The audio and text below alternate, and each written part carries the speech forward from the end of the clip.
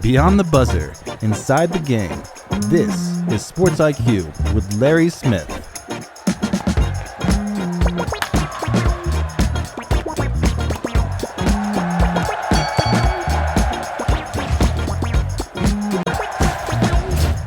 We made it to Friday here. It's the SportsIQ. Larry Smith, glad you're here with us once again.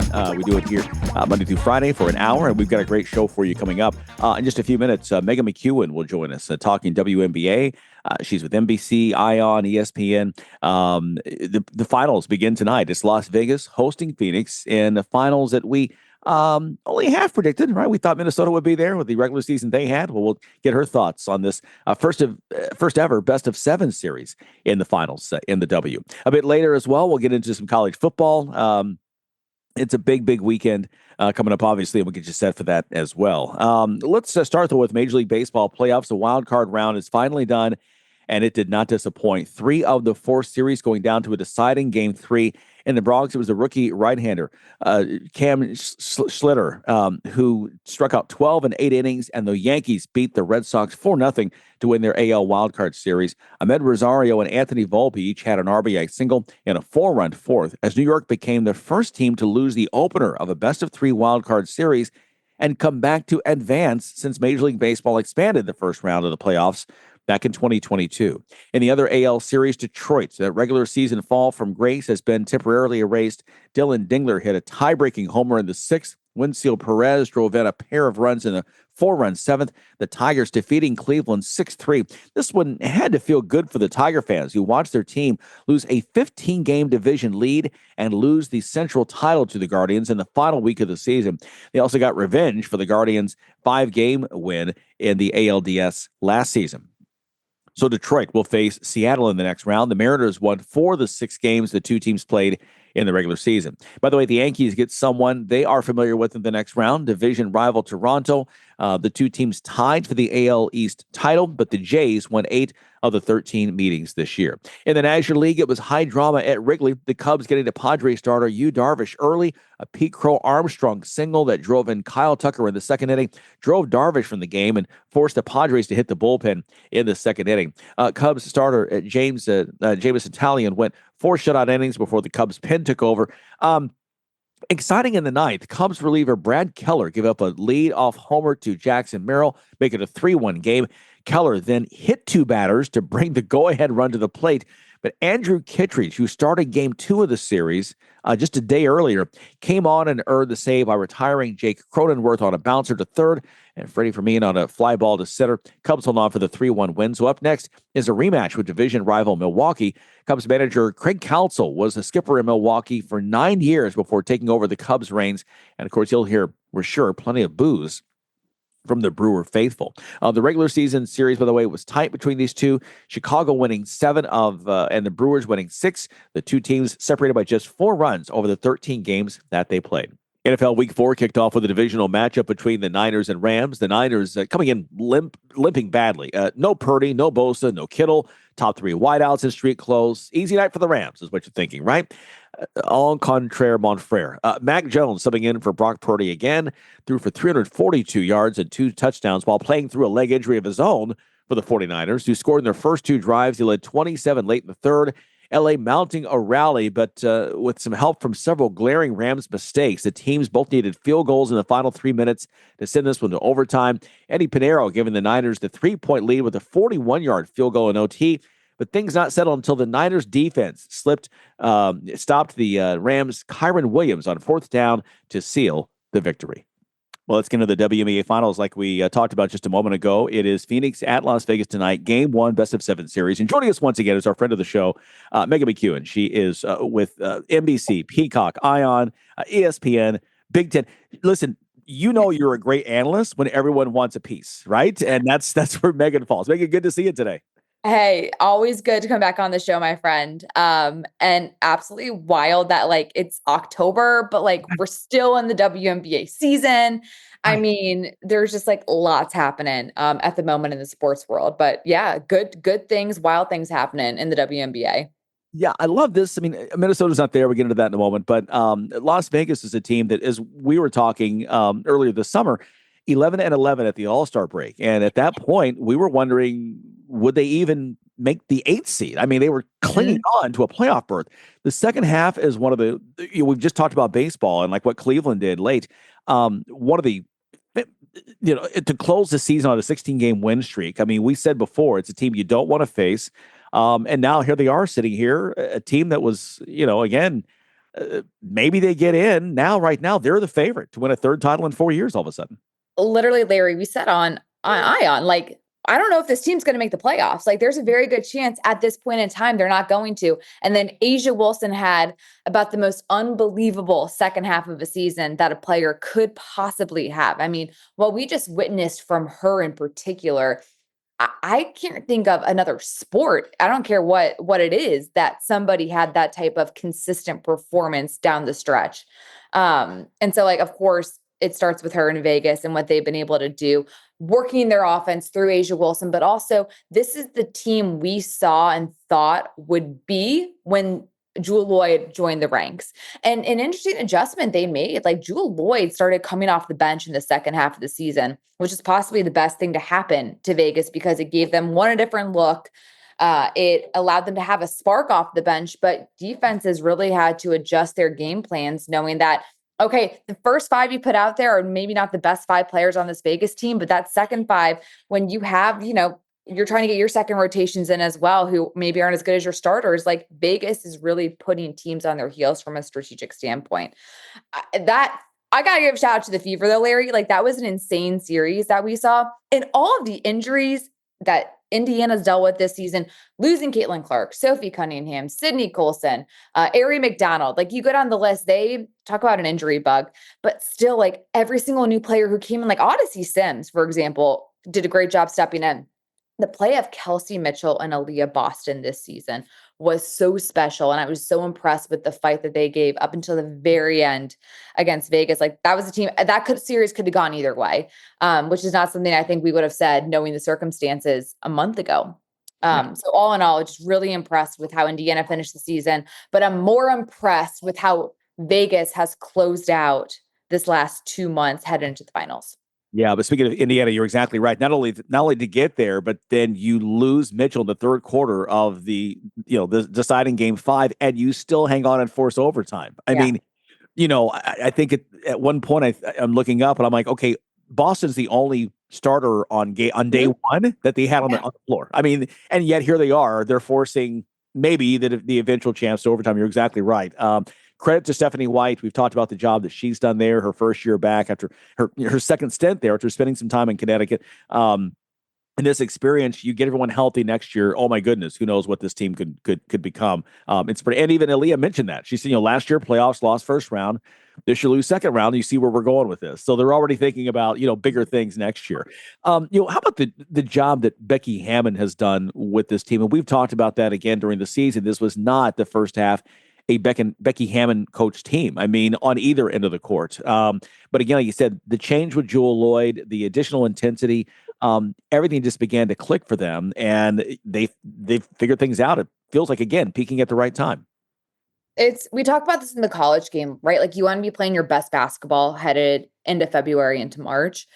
WNBA, like, you want to be playing your best ball in that second half of the season, August. And I tell you right now, Vegas definitely played their worst ball in the first part of the season. I mean, they lost by, what was it, like 30 or 40 early on, right after the All-Star break to, was it Indiana? Minnesota. Yeah. Minnesota. Yeah. And I was like, oh, well, there you go. But that at the time, Minnesota was the best team in the league. And you were like, okay, well, Vegas they're like, we all got punked this year, but no, the job Becky Hammon's done. And I've been so impressed with the defense from Vegas. It's like rotation wise, they're in the right spots. They're keeping teams to one and done. Like, they're communicating better. It seems as if I hate the term like bought in or taken a lot of pride in defense, but it seems like that has been a point of emphasis and an area of focus for everybody on the team. Yeah, absolutely. Now, on the other side, Phoenix is a team that early on, again, they were right there.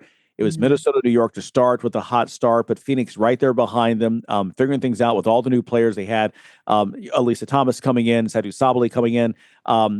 They hit a lull in the mid-season, but have kind of found but again, like we've talked about again, here's a team that, you weren't sure what their identity was going to be after the GOAT, Diana Taurasi retires, Brittany Griner leaves. And yet here they are right now. They're a fun team to watch. And when they're hitting, when they're clicking on offense, they're almost unstoppable. It's one of my favorite offenses to watch in the league. Phoenix, they play, this spread offense. Alyssa Thomas is their point guard, essentially. And she creates so much havoc because she's 6'2". She's a point forward. She's so physical and she can get into the paint at will. So that allows the defense to collapse and it just opens up so much on the outside for Phoenix and everyone can knock down threes.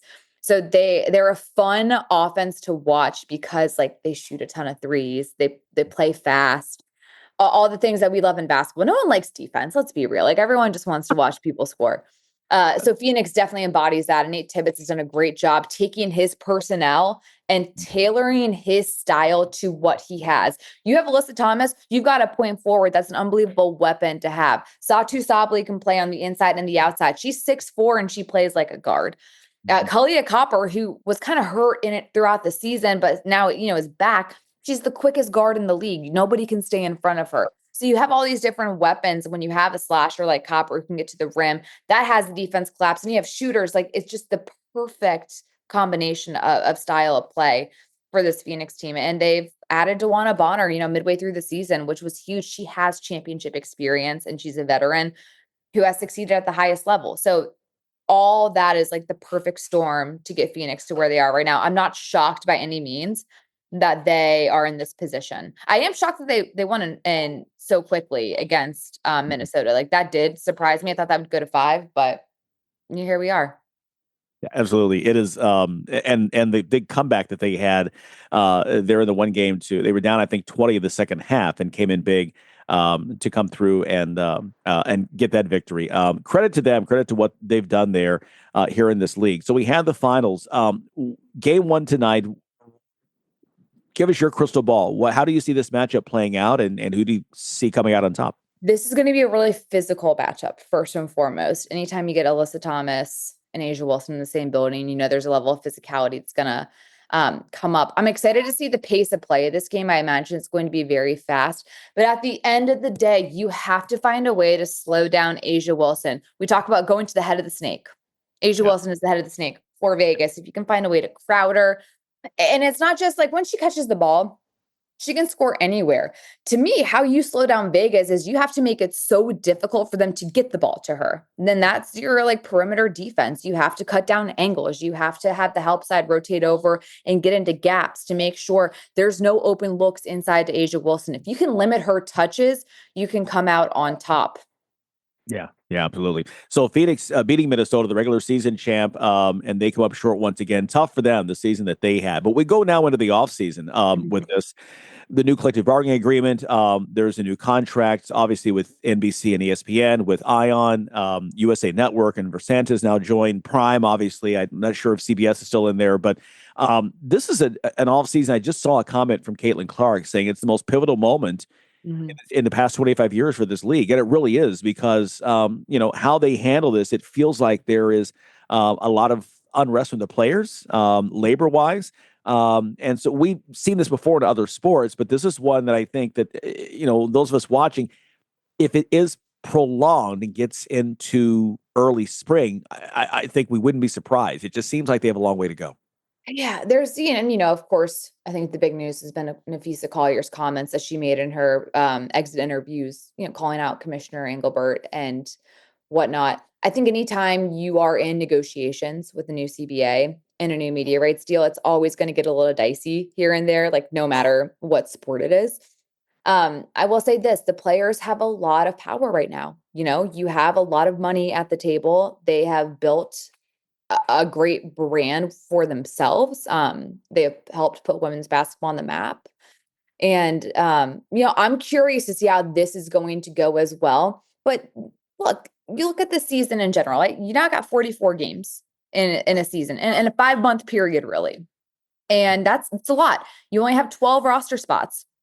So when you look at that, first and foremost, there's so many issues, but you see, we saw so many injuries this year, and we saw every single team complain about, these back-to-backs that you're having to play. Just the condensed schedule makes it really difficult to I would argue play to the best of your potential. I look at a team like Los Angeles, who kind of started to hit a stride in the second half of the season.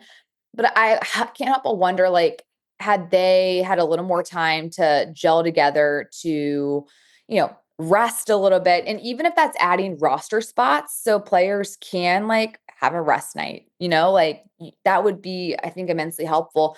And as the league continues to expand at a massive rate, like you're going to have some of these issues addressed. They got the travel down, at least now everyone's chartering, but there's definitely like a lot to still figure out in that regard. Then of course the pay, and that's something that's way above my head and my pay grade in terms of how you divvy that up and, what percentage the players deserve, all of that. So at the end of the day, you have to take care of your players though, that like they make this league.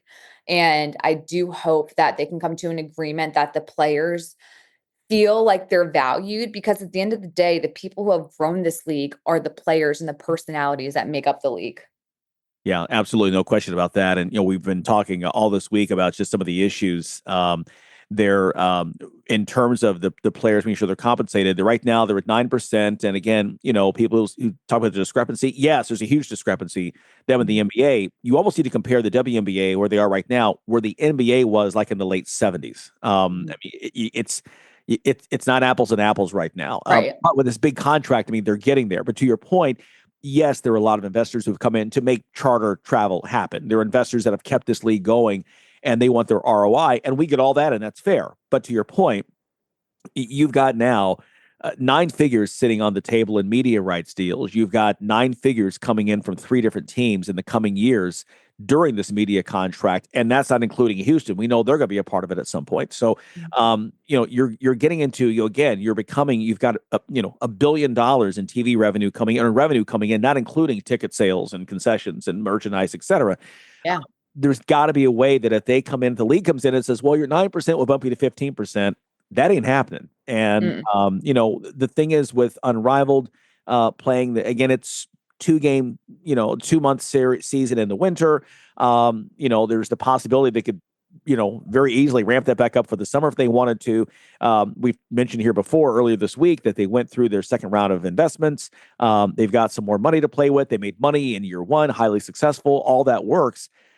The players, possibly, unlike any other sport we've ever seen, could have another place to go if something happens. I hope it doesn't come to that, but like to your point, the players have a lot of leverage.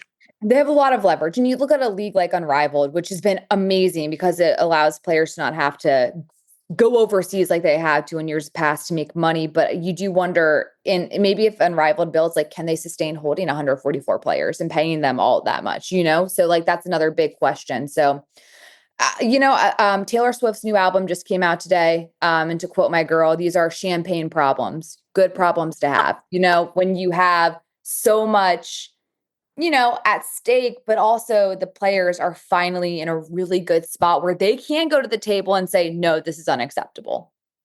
How did I know you get Taylor Swift into this conversation? Got my sweatshirt on too as well. We already woke up this morning. Me and my son went for a walk, listened to the new album. It's fantastic. So all things are good over here in the McKeown residence. Life is good. Life is good. Well, listen, my friend, we are so thrilled you spent a few minutes with us to kind of get us ready for this big series that begins tonight.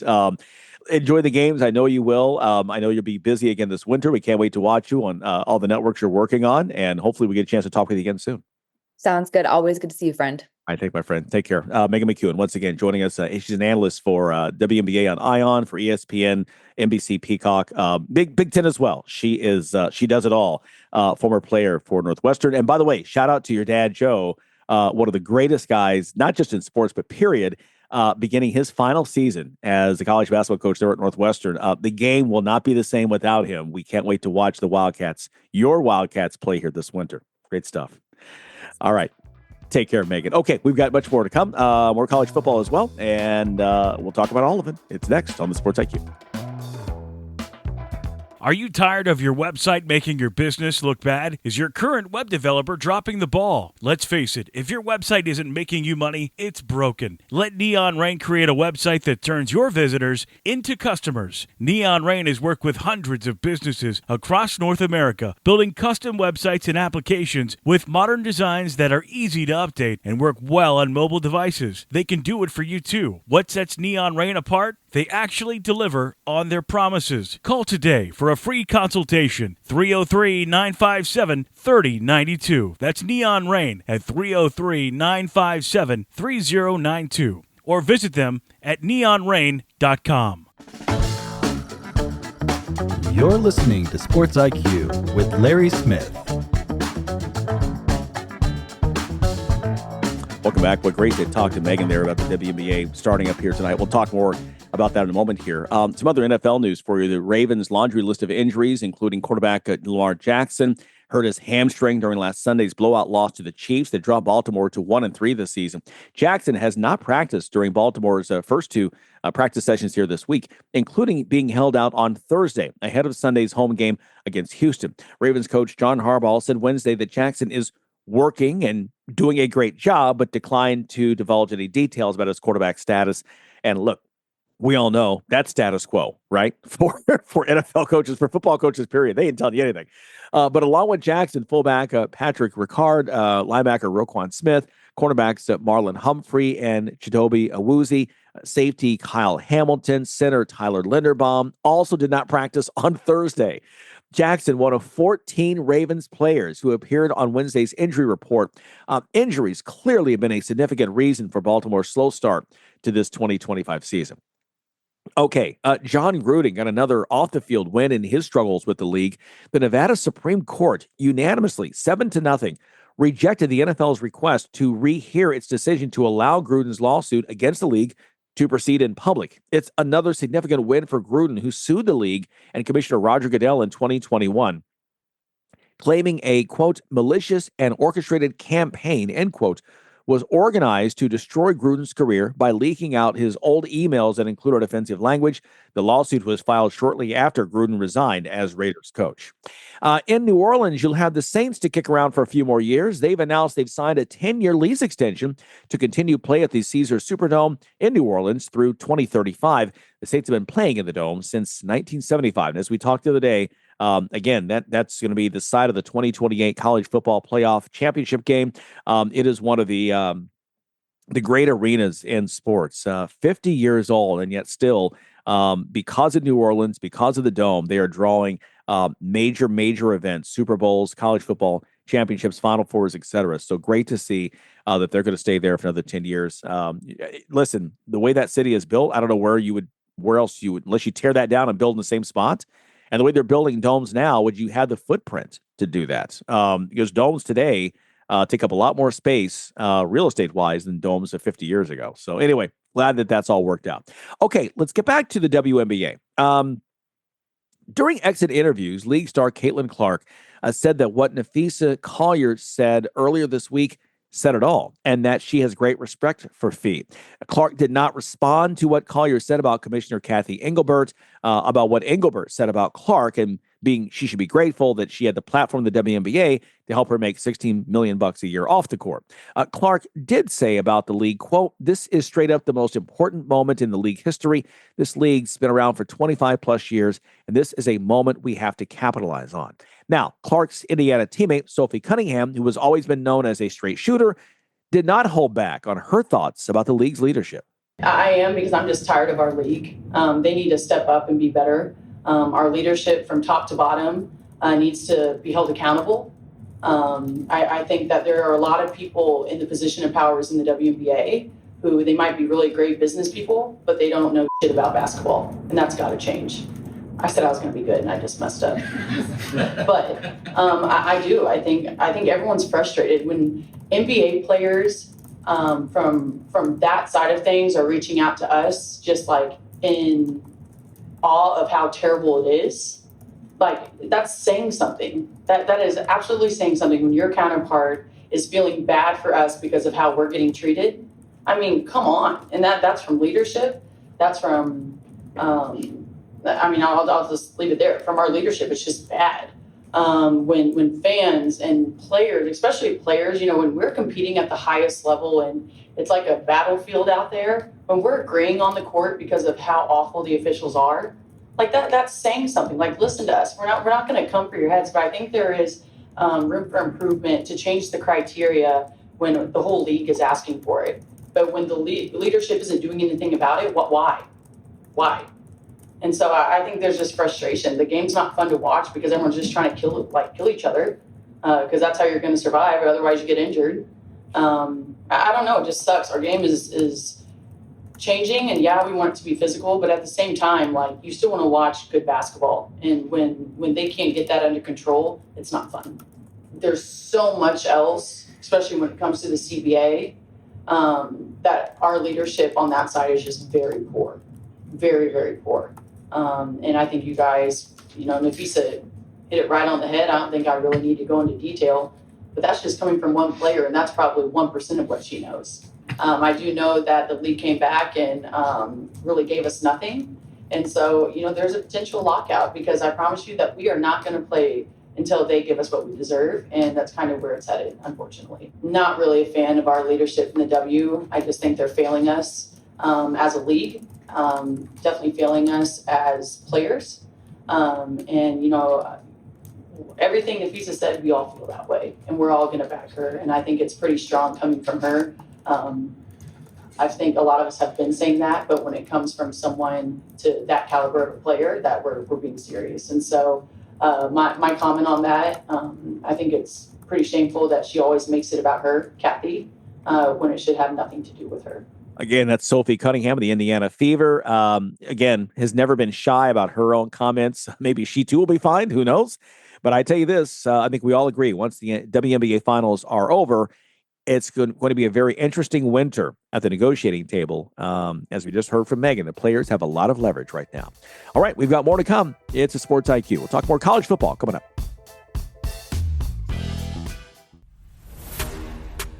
Fans of big sports radio and sports spectacular podcasts have a new home on the Chief Sports Network. Find your favorite programs and content all in one place by downloading the Chief Sports app in your mobile device. Created in South Carolina, the Chief Sports Network is the home of an expanding network of live and podcast format programming. It is also the home of one of the leading national college football podcasts, JC and Morgan, hosted by ESPN's Mike Morgan and 24/7 Sports' JC Sherbert. Download the Chief Sports app for free and find all of your favorite programming under one easy umbrella. Thanks to all of our markets for your loyal support of Big Sports Radio and our Sports Spectacular podcast, and we look forward to connecting with you anywhere in the world on the Chief Sports app.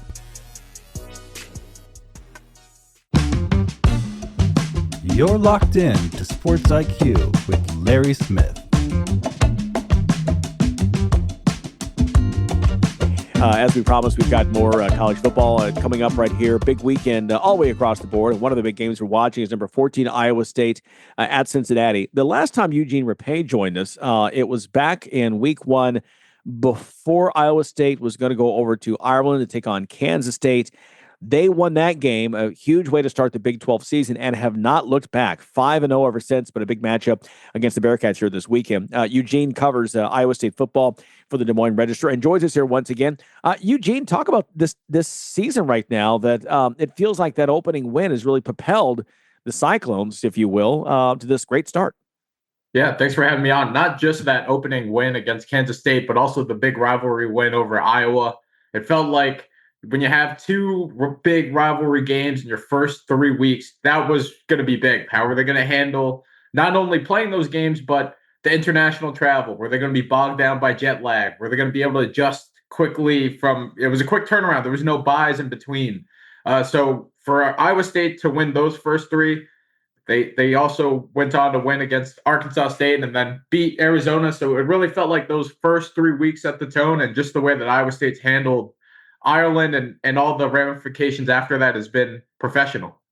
Yeah, we know so much of the game is mental, the psyche of players, of teams, and you can have one moment to let you down. What do you think that opening win did for this team in terms of just their swag, right? I mean, you're 5-0 now, walking into a rival stadium this weekend. It's a tough place to play.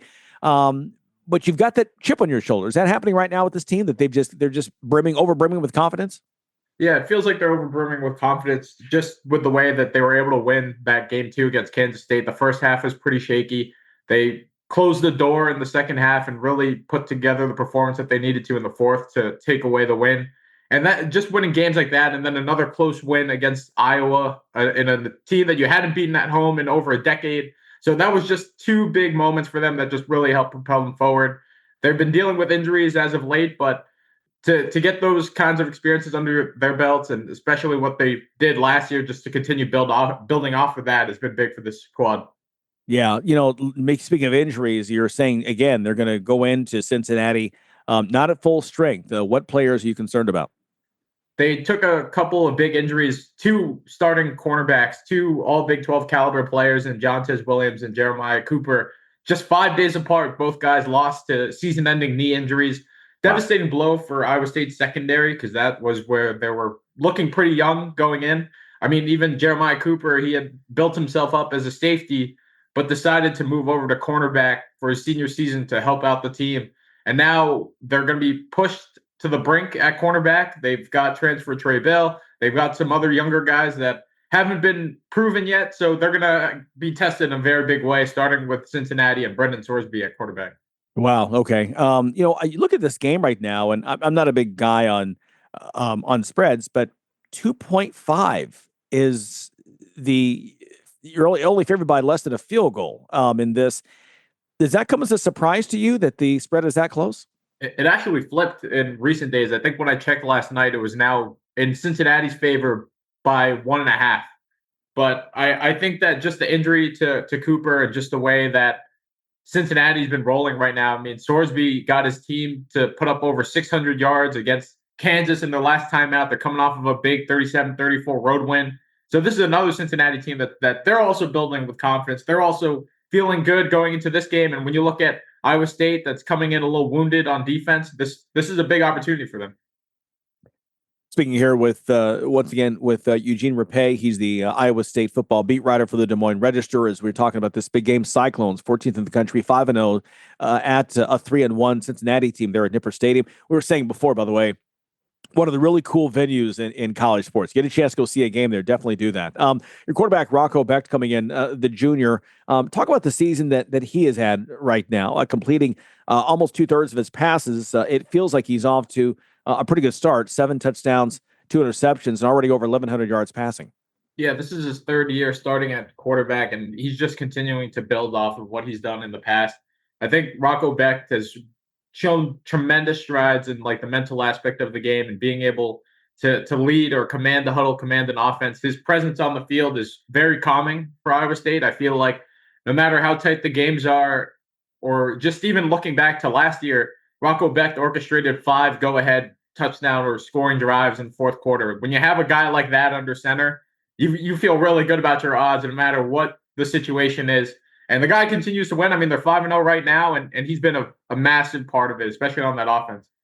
Yeah, talk about the offense in terms of just what they've done. Looking through, they did have the tight game against Iowa, the 16-13, but again, in Iowa's defense, one of the best in the country year in, year out. It's their offense that can't do anything. But other than that, it really seems like that this team has not had any trouble scoring, evidenced by the 39 points that you put on the Wildcats last season. Do you see that continuing?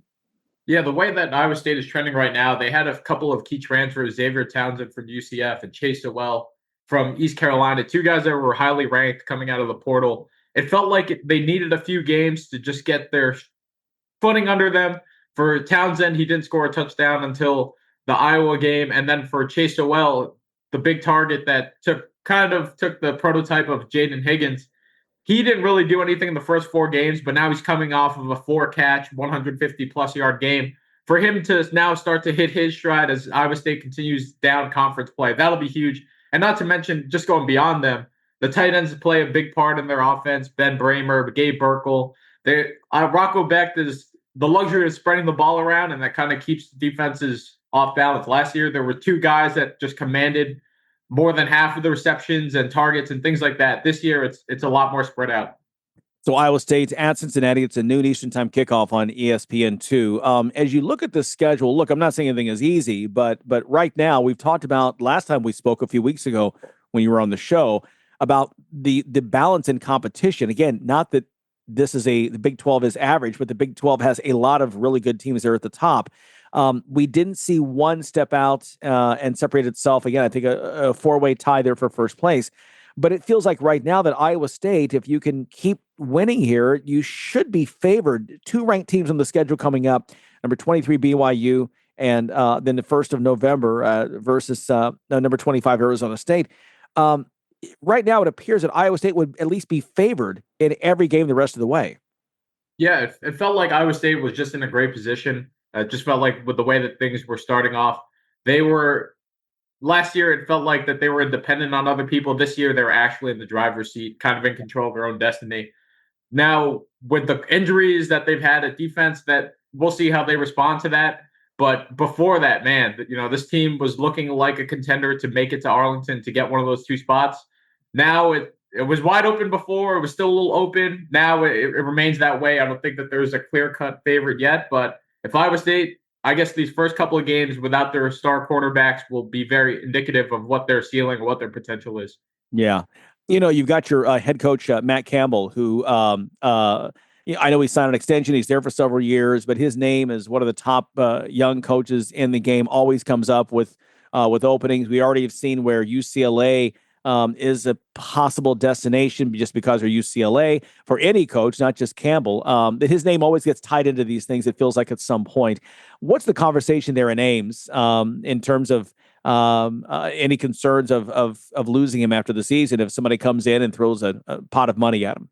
I think there always is a sense of concern, especially not just the college ranks, but if he ever looks to go up to the NFL. But I think Iowa State knows that they have something special with Matt Campbell. I mean, the guy has already set multiple records there for coaching in various coaching categories. So they're going to try to hold on to him as much as they can. But when you hear these vacancies, of course, if you're an Iowa State fan, you're doing a little double tape or you're looking to see what Campbell will say. I remember a few years ago, he was linked to the USC job, and there were rumors about him going there. He ultimately stayed at Iowa State, but USC also got Lincoln Riley. So I'm sure, it was probably a little bit of column A, column B. But with Matt Campbell, of course, there's concern with Iowa State, but overall, it seems like everyone thinks that he's here for the long term. He's here to build something, but you can never be too sure, especially in this day and age. Yeah. We mentioned before, I want to see how it's developed with you guys in terms of the House settlement back in July. We're now into the new semester. How is the NIL thing and the revenue share, all that? How is that working there at Iowa State? Yeah, I wish I had more fine details. Just from talking to the AD and some of the coaches, they're still very mum on revealing on how exactly they're distributing all that. But just the overall sense that I've had just from talking to various personnel around the athletic department and just some fans and boosters, it seems like Iowa State is more happy with where they are now than where they were previously, and it feels like each year that they've been taking some strides. Now, of course, they don't have the big bankroll, or when you hear of like Ohio State paying like $20 million on the championship payroll, but Iowa State has been able to make do with what they have, and I feel like that's always just been the Iowa State way, even before NIL was a factor. Just trying to make do with what they have and the limited resources. It feels like, and you tell me if I'm wrong, that the Big 12, when it comes to coffers, right, by each program, it feels like the Big 12 is pretty even. Oklahoma State at a time had T. Boone Pickens, who was writing checks left and right, for facilities, not so much for players.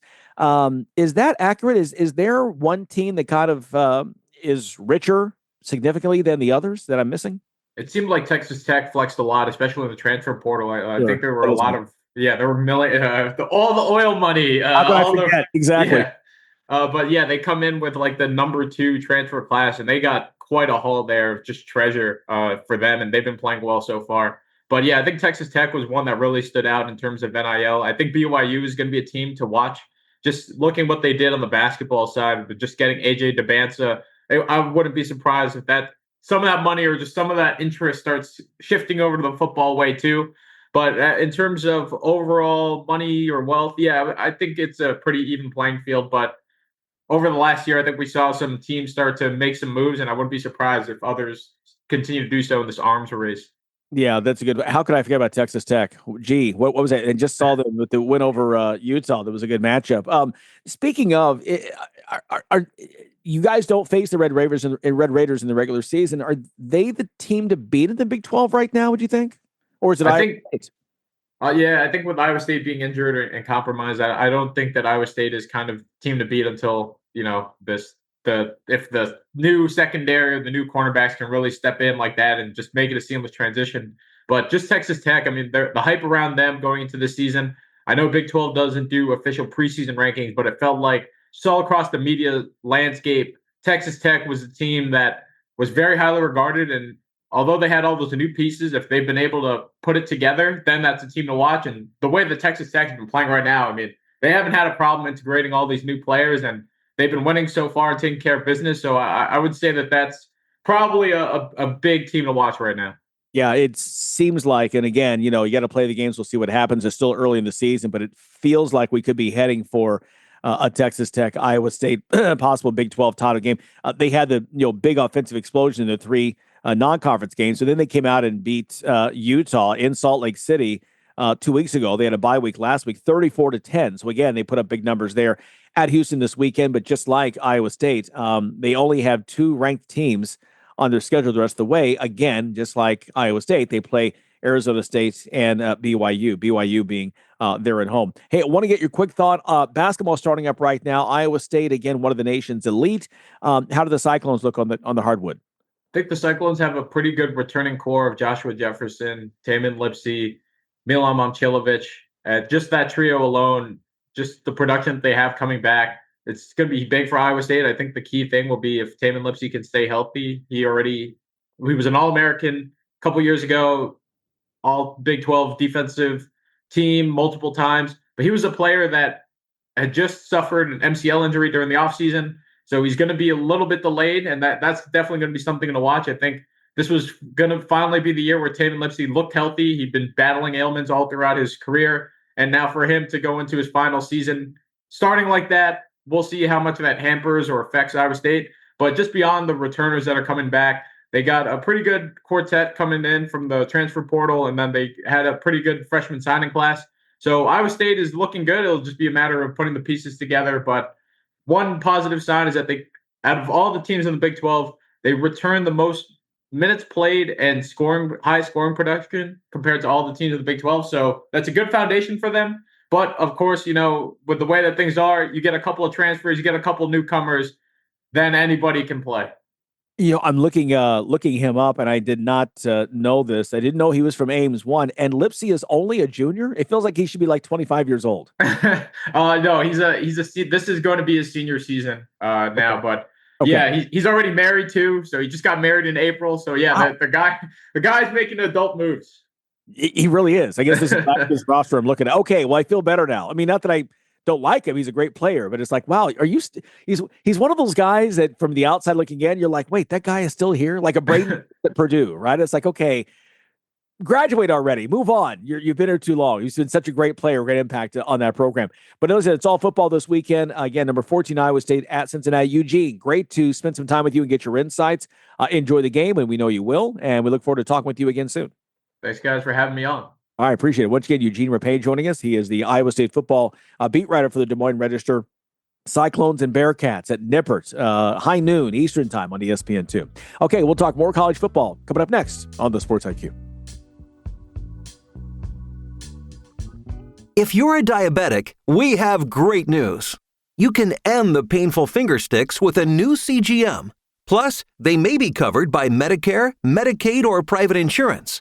If you test and inject daily, you may qualify. Call US Med now to learn more. 800-390-5160. 800-390-5160. 800-390-5160. That's 800-390-5160.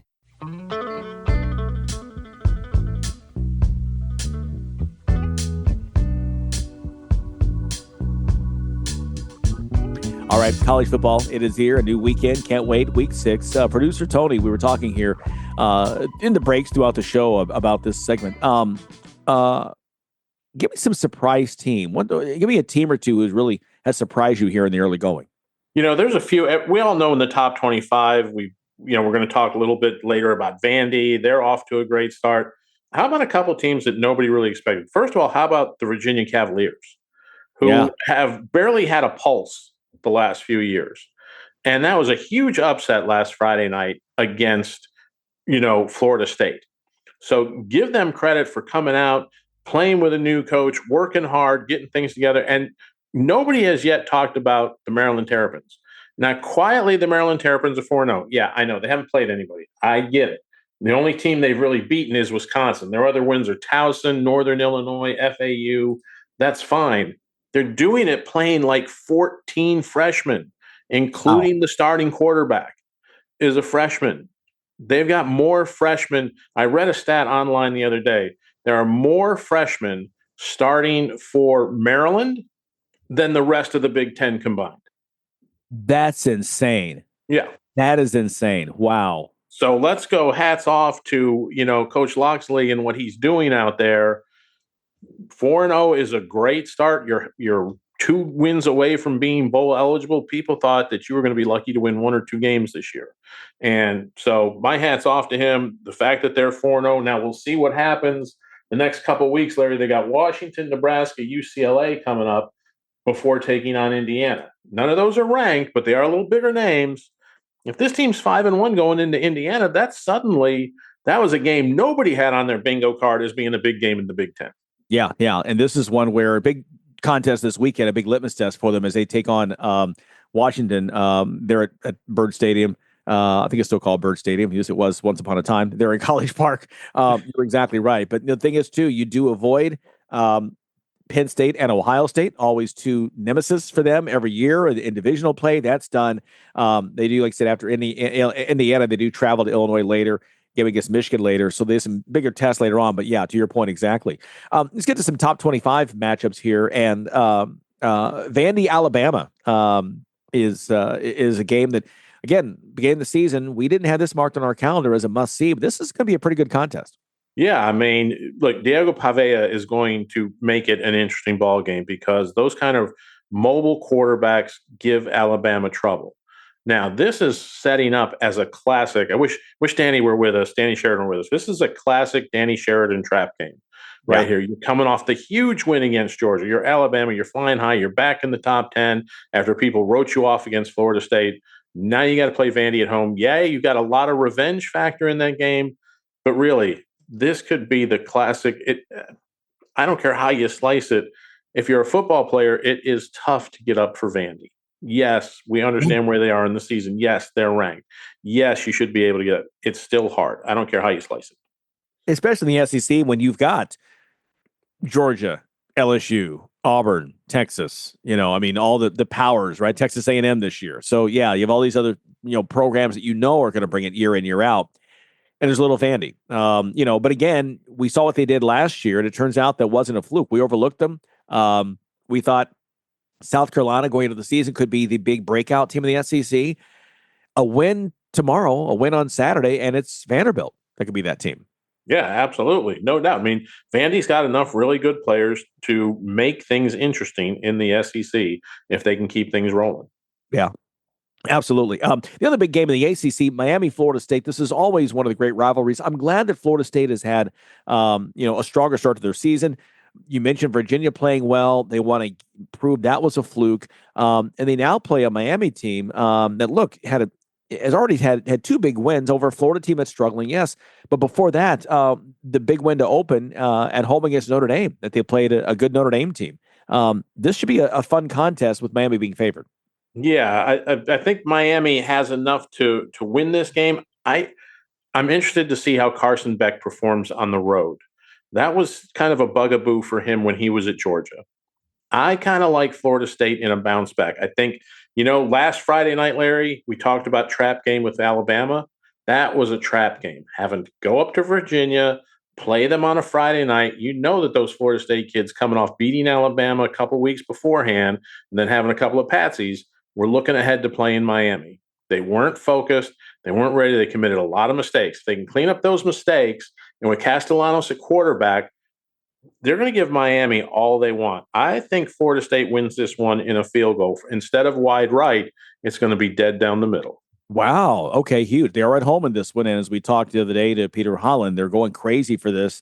It was funny. He talked about the parking. Some things never change, right? They've been that big expansion of the stadium 30 years ago, but it's a stadium that is landlocked. There's no room around it. I remember part of the Doak Campbell expansion back in the day was the added classroom space because they had no space to build any extra buildings. And again, when they did all that, they took up more parking, et cetera, et cetera. So, one game, that's a 4.5-point spread there. Miami's a favorite. Another spread that I thought was really intriguing is the one in the Texas at Florida game. Texas comes in ranked 9th at 3-1. Florida struggling 1-3, but they're only a 4.5-point underdog in this one in Gainesville. Yeah, I mean, look, the Florida offense has had a week off. Hopefully they've righted the ship. Hopefully whatever the physical elements that were affecting DJ Lagway are over and he can play up to his full potential. Arch Manning is going to, have to play better than he's played so far this season for this Texas team to get where they want to be. He's been okay, but he hasn't been lights out. Let's put it that way. Okay. If he falters a little bit, Florida's got the defense to make his life kind of miserable. And if they can make his life miserable and force him into a couple errors, maybe that gives a little extra life to the offense. Don't count Florida out at this point. I know that they only got one win so far, but this is, I think, on paper, with the talent, a better team than that.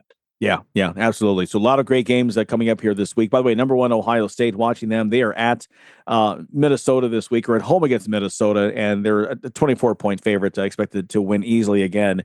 They go to Illinois next week. Illinois is at Purdue this week. The Cannon Trophy is on the line. The Illini, big win over USC last week. But Purdue, speaking of trap games, Ohio State coming up later, at home, at Purdue. They haven't won there since 2019, so let's see what happens. Okay, we're going to call it good. We are out of time. We've run out of time here in this hour. Thanks so much for being here. We appreciate it. Thanks to our guests as well, Meghan McKeown, Eugene Rapay. Thanks to you. Make this a great weekend as we get into the month of October, and we will see you on Monday here on the Sports IQ. Thanks for listening to Sports IQ with Larry Smith, Monday through Friday. Continue the conversation at SportsIQ LS. We'll see you next time.